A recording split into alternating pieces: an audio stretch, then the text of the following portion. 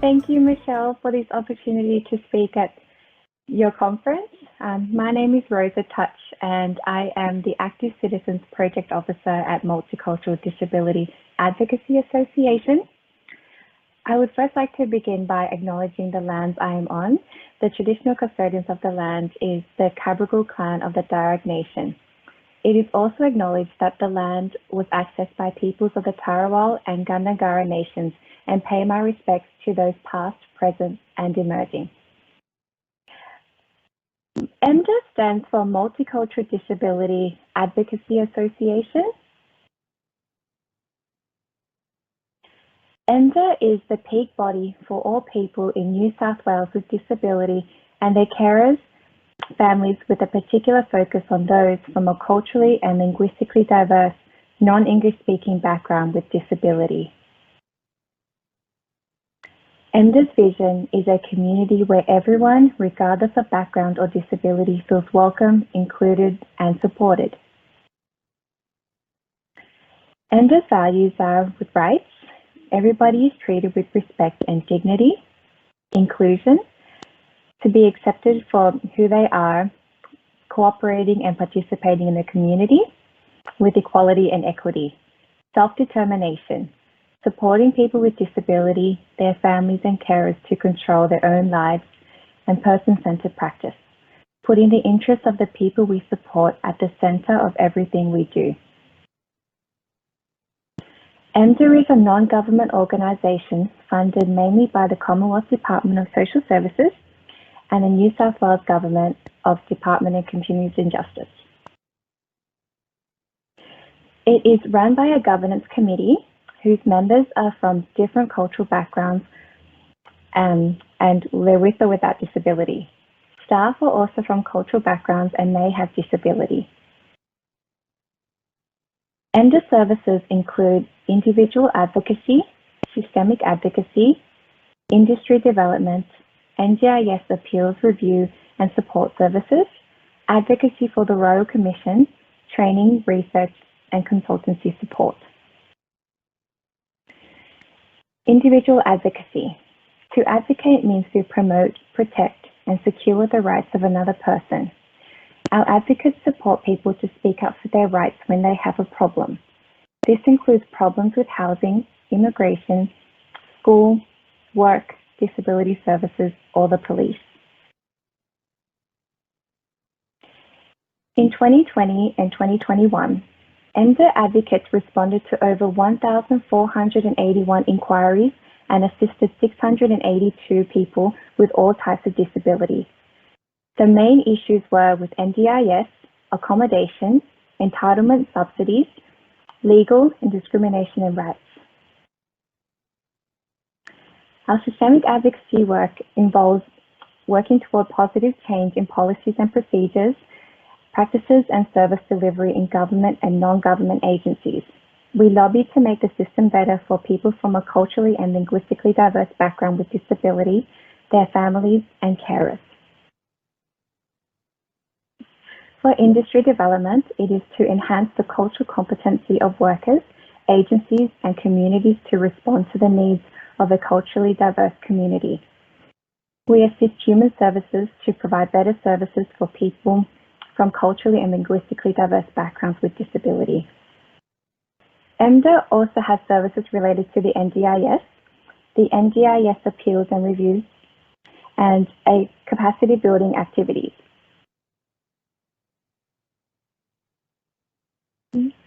And on training, research and consultancy, we provide training in cultural competence and disability rights. We conduct cultural competence audits and provide advice on diversity management on a fee-for-service basis. And we develop a range of resources and tools. Students and volunteers. So MDA provides the opportunity for students to undertake their field education with MDA or course-related projects. They are exposed to a broad range of settings not usually experienced in other services, and volunteers are always needed. Our offices are all around New South Wales. So we have our head office in Granville, in Wollongong, Bega, Newcastle, City and Inner West, Griffith, and Southeast Sydney. these are our contact details. Please be sure to visit our website on www.mda.org.au and our Facebook page. I will now hand it over to Yussra, who is a Community Voices member who will share her story. Thank you, everybody. Hi everyone. Thanks for having me to come and speak to you guys today.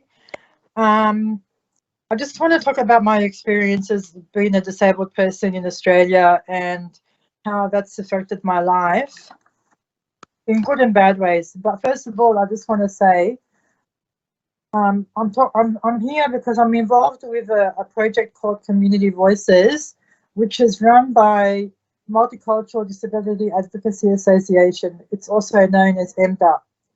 Community Voices is a project that MDAA trains people with disability to break the barrier of discrimination and racism. This gives people with disabilities the option to gain confidence in public speaking and promoting the service. So let me just tell you a bit about myself. I was born in Australia to parents that migrated from Lebanon back in the early 70s. In my culture, well, not really my culture, it's probably my family. It could be culture as well. But having a disability, it brings a shame to the family, and being disabled, it's seen as like you're subhuman. It will always be seen like as the person is sick, they have some kind of sickness. Unfortunately, because of my disability, I suffered emotional abuse, physical abuse, psychological abuse. I was mistreated, I was malnourished, I didn't get the affection from my parents that I should have got as a child. So after I had finished high school, after I graduated from high school and got my HSC at the end of 1990, I realized that I had to fight for my rights to live a fulfilling life. And I had such a drive. I just wanted to accomplish that every other person wanted to accomplish, like every other able-bodied person. But unfortunately, in society, it doesn't see people with disabilities as a valued part of society. I didn't have any friends in high school, and I was just seen as different because I walk with a limp. That's because my hips are dislocated due to a genetic condition, which I inherited from my parents. But in my mind, I always believe that it's not what you know. It's not what you know, it's what you want and how you can overcome your challenges, because I believe if you put your mind to it, everyone can do it. With the right support, the right connections, the right organisations, and MDAA just happens to be one of those organisations that's there for people with disabilities from non-English speaking backgrounds. For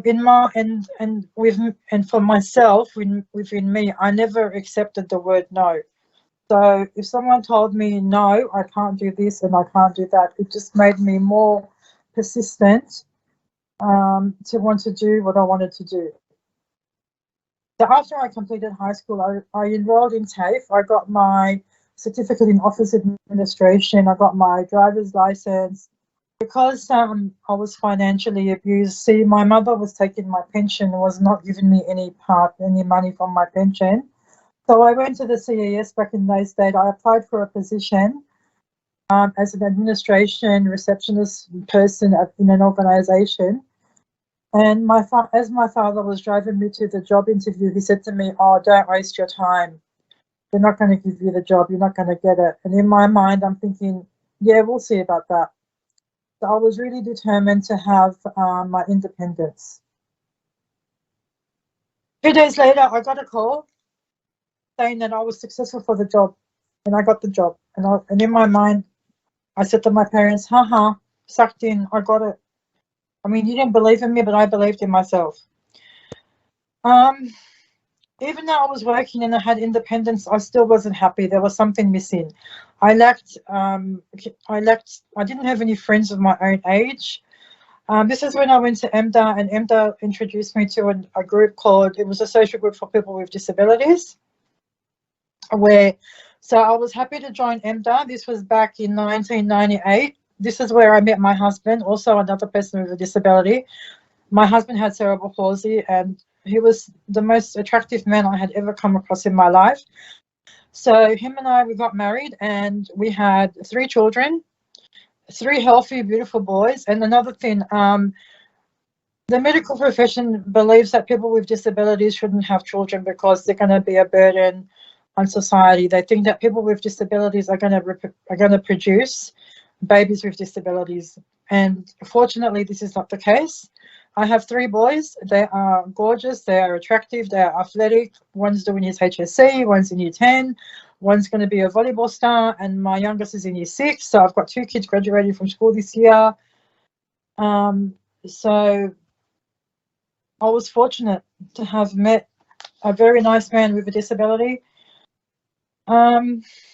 Society has put a stigma on people with disabilities. They think that disabled people shouldn't live a fulfilling life. They shouldn't have children. They shouldn't work. They don't belong in society.